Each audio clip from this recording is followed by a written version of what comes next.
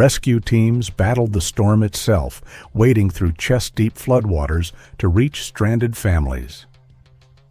Some waved frantically from rooftops, others clung to floating debris.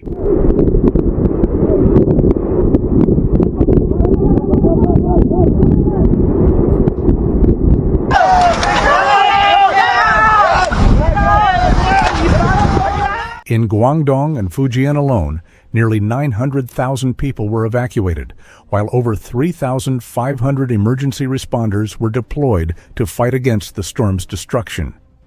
Yet, even with such efforts, transport across dozens of cities collapsed.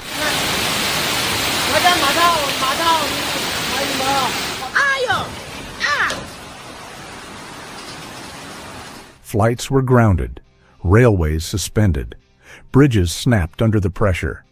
Families were left stranded with no way out. But the most haunting images weren't just of broken buildings,